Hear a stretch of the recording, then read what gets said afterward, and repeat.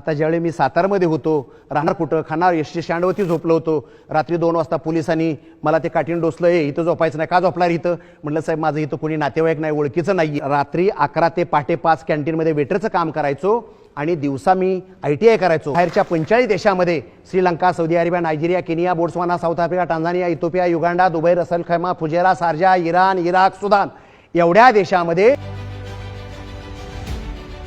आजोबांनी बांधलेलं जे घर आहे माळवादाचं, म्हणजे लाकडं आणि त्याच्यावरती माती टाकायची, ते वाटण्या करून माझ्या वडिलाला 1.5 खण घर त्याच्यातलं आलं आणि ते लाकडं कुजल्यामुळं ते घर जे 1.5 खणाचं होतं ते पडलं.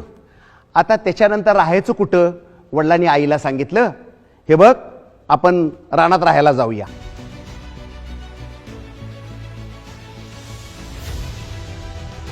पहिल्यांदा आमची 20 गुंठे शेती आहे ते वडिलांनी नांगरून घेतली आणि माझ्या आईला सांगितलं ह्याची सगळी ढेकळं फोडून टाक.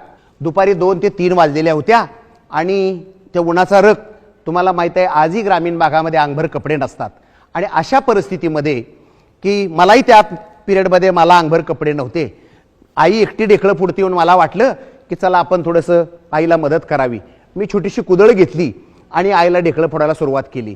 त्या उन्हाचा रग असल्यामुळं माझ्या शरीराला कपडे नसल्यामुळं ते उन्हाचा रग माझ्या शरीराला लागला आणि माझी कात्री जळाली. आईला म्हटलं, आई मी तुझ्याबरोबर आता ढेकळं नाही फोडणार, मला शाळेत जायचं आहे.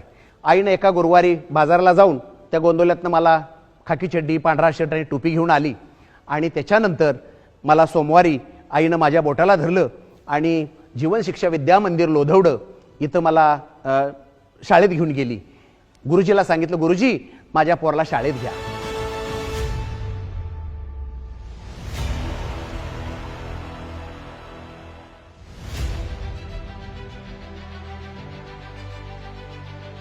तिथं मुल्लासाहेब म्हणून आहेत इंजिनियर, आणि त्यांना म्हटलं, साहेब मला शाळा शिकायची आहे, मला वह्या पुस्तकापुरतेच पैसे पाहिजेत. त्यांनी माझ्याकडे बघितलं, खाकी चड्डी, पांढरा शर्ट, डोक्यावरची टोपी. म्हणले, बाळा तुझं वय काय रे? तर मी म्हटलं, साहेब 13 वर्ष. मी म्हटले, बाळा, मुल्लासाहेब म्हटले, बाळा एवढ्या लहान मुलाला आम्ही कामाला नाही घेत. म्हटलं, सर मला शाळा शिकायची आहे, वह्या पुस्तकापुरतेच पैसे पाहिजेत. मी म्हटलं, सर मोठं माणूस जेवढं काम करतं तेवढं मी काम करून दाखवेन.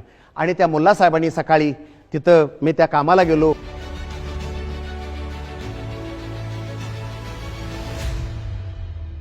ते म्हणे, बाळा हे 8 तासात काम करायचं, 1.5 तासात सवाब्रातचं काम केलेलं आहे, तो माझ्या परीक्षेत पास झाला. आणि त्या पाटील साहेबांना सांगितलं, याला शनिवार रविवार, दिवाळीची सुट्टी, उन्हाळ्याची सुट्टी, ज्या ज्यावेळी त्याला शाळेला सुट्टी असेल त्यावेळी त्याला कामाला घ्या. मुल्लासाहेबाचं नाव यासाठी मी घेतोय, त्या मुल्लासाहेबांनी मला 7वी पासून ते 10वी पर्यंत मला त्या रोजगार हमीचं काम दिलं, म्हणून माझं 10वी पर्यंत शिक्षण झालं. आता 10वी झाले, पुढं काय करायचं असं आता मला पण प्रश्न पडला. आमच्या गावामध्ये आलो आणि एक आमच्याकडे जनार्दन लोहार म्हणजे प्रभाकर देशमुखांचे ते क्लासमेट, आणि त्यांना विचारलं की ते BCom झाले ग्रस्त, की म्हटलं साहेब आमचं 10वी झालंय, आता मी पुढं काय करायचं? मग त्यांनी सांगितलं, असं कर, आपल्या गावात 4-5 वर्षानंतर लाईट येणार आहे आणि बटन दाबली की लाईट लागते, त्याचा तू कोर्स कर. तर म्हटलं बाबा ठीक आहे, काय हरकत नाही.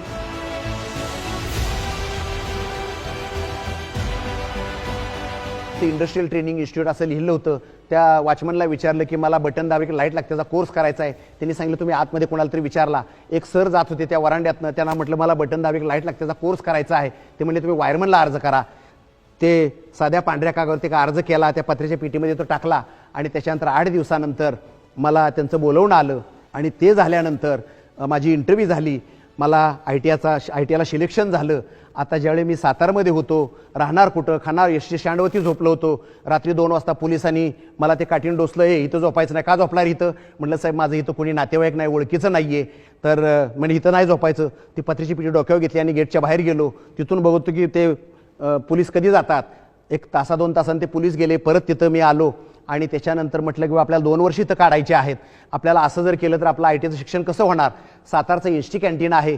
तर त्या शेट्टी साहेबांना मी भेटलो की म्हटलं साहेब मी ITIला जॉईन झालेलो आहे आणि मला राहायची सोय नाही आहे, मला जर आपल्याकडे कॅन्टीनमध्ये वेटरचं काम दिलं तर बरं होईल. ते म्हणे काय हरकत नाही, उद्यापासून रात्री 11 ते पहाटे 5 अशी तुझी ड्युटी. मला सांगायला अतिशय आनंद वाटतो. तुम्हाला सांगतो, रात्री 11 ते पहाटे 5 कॅन्टीनमध्ये वेटरचं काम करायचो आणि दिवसा मी ITI करायचो. हा म्हणता 2 वर्ष माझी संपली आणि मी ITIला पहिला आलो. मला 82% मार्क्स मिळाली. मला महिंद्रा सिंटर्डनं महिंद्रा सिंटरचं मला प्रिन्सिपॉल साहेबांनी महिंद्रा सिंटरचं अप्रेंटिसचं लेटर दिलं.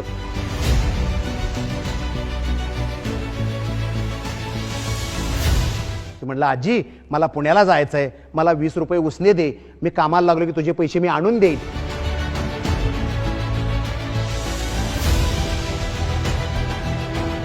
आणि तुम्हाला काय सांगायचं आहे, 1 वर्ष त्या पाण्याच्या टाकीच्या खाली उघड्यावरती राहून माझा अप्रेंटिस पूर्ण झालं. मी NCTला पहिला आलो, मला 88% मार्क्स मिळाली. महिंद्रा सिंटर गिफ्ट म्हणून माझ्या हातात परमनंट लेटर ठेवलं.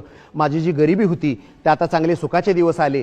मी महिंद्रा सिंटरला वायरमनचं काम करत असताना मी नोकरी करत DE केलं, AMI केलं, वायरमनचा सुपरवायझर झालो, इंजिनियर झालो, मॅनेजर झालो. त्याच्यानंतर बुवा घरी बसून काय करायचं मला अनुभव होता आणि माझ्या डोक्यात बुवा आपण पण काहीतरी करायचं. मी त्या पिरियडमध्ये अख्ख्या MIDC भोसरीमध्ये सगळ्या वर्कशॉपमध्ये काम केलं आणि त्याच्यानंतर माझ्या उद्योगाची सुरुवात झाली आणि त्याच्यानंतर माझा धंदा हळूहळू वाढत गेला आणि मला मद्रासचं बोलवून आलं. Mister Mane, you have to come Chennai, day after tomorrow there is a board of director meeting. आता मी म्हटलं बाबा त्यावेळी मला काय इंग्रजीत एवढं प्रभुत्व नव्हतं, पण 2 वेळा यस म्हणायचं 2 वेळा नो म्हणायचं. मी म्हणलं यस सर यस सर. त्याच्यानंतर mister Mane when you are coming, मी म्हणलं नो सर नो सर. त्या नायर साहेबाला वाटले बराच मोठा माणूस आहे. त्यांनी ठरल्याप्रमाणे mister Mane I am sending air return ticket, त्यांनी विमानाचं तिकीट पाठवलं आणि दुसऱ्या दिवशी बोर्ड ऑफ डायरेक्टरची मीटिंग झाली. मला 6 लाख रुपयाची ऑर्डर फायनल झाली आणि त्याच्यानंतर मी खुशी खुशी परत आलो. माझं धंद्याची अशी सुरुवात झाली.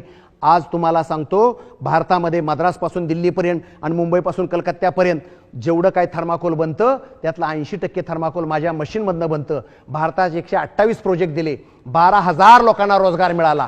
एवढंच नव्हे तर बाहेरच्या 45 देशामध्ये Sri Lanka, Saudi Arabia, Nigeria, Kenya, Botswana, South Africa, Tanzania, Ethiopia, Uganda, Dubai, Ras al Khaimah, Fujairah, Sharjah, Iran, Iraq, Sudan एवढ्या देशामध्ये 352 प्रकल्प थर्माकोलचे निर्यात केले. मस्कतच्या राजाला जगातला सर्वात मोठा प्रोजेक्ट दिला, तो गिनीज बुक ऑफ वर्ल्ड रेकॉर्डमध्ये, आणि जगातलं सर्वात मोठं मशीन बनवलं ते लिम्का बुक ऑफ वर्ल्ड रेकॉर्डमध्ये. तुम्ही पण मेहनत करा, तुम्ही पण कष्ट करा आणि जिद्द जर असेल तर नक्की माणूस यशस्वी झाल्याशिवाय राहत नाहीये, हा माझा विश्वास आहे.